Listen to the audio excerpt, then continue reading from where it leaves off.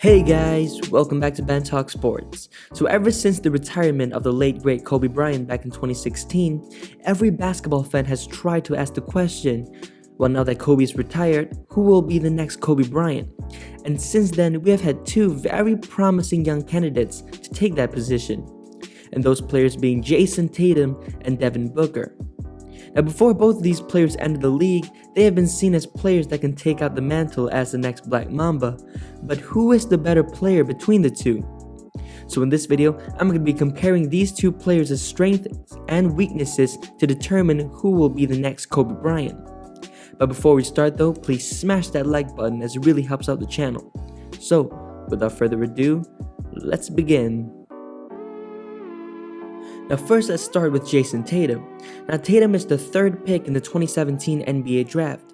Now when Tatum was drafted, I don't think people expected him to be this good this quickly, because he impressed a lot of people during his rookie year, where he averaged about 14 points and 5 rebounds per game, shooting over 43% from behind the arc.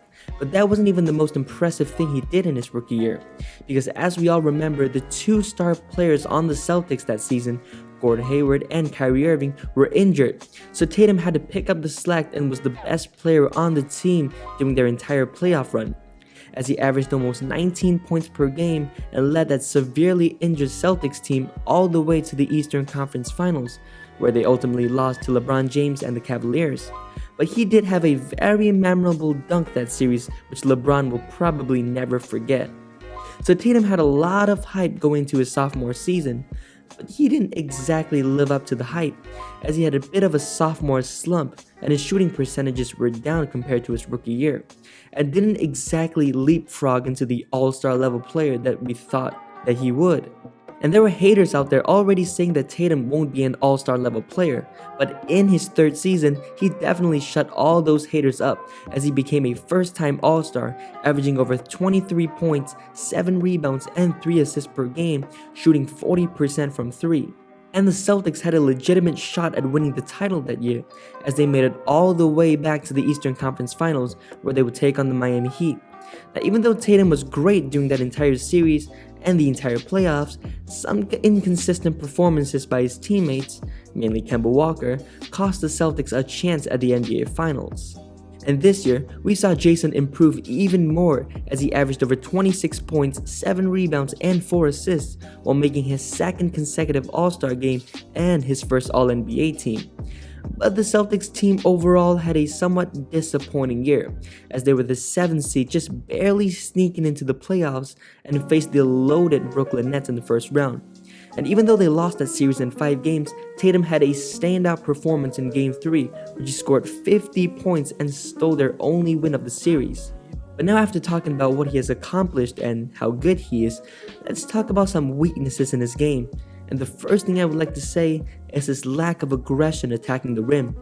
Now, he has been slowly improving on this part of his game, but he still only averages 5.3 free throw attempts per game, and settles too much for low percentage mid-range shots, as he shot about 34% between 10 and 16 feet. So if he can turn those mid-range shots into more shot attempts in the paint, he can be an even better player. So now let's move on to Devin Booker.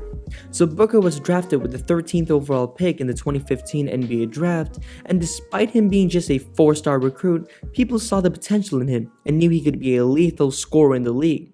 Because even before he was drafted, there were scouts and analysts out there comparing his game to that of Kobe Bryant because of his amazing scoring repertoire. He averaged over 22 points per game in just his sophomore season in the league, and has steadily increased every season of his career. And we knew he was a great scorer because he broke multiple records in the scoring department, as he became the youngest Suns player to score over 30 points in a game at just 19 years and 81 days old. And a few months later, Booker would have his breakout performance and the game that really put him on the map, which was his incredible 70-point performance. And he became the youngest player by a big margin to score over 70 points in a game. Now, even though he scored that many points, the Suns would end up losing that game to the Celtics, and it wasn't even a particularly close game. And that has been the biggest problem with Devin Booker, because even though he can score amongst the best players in the entire league, he just can't seem to win as he had multiple seasons winning just around 20 games, which was terrible.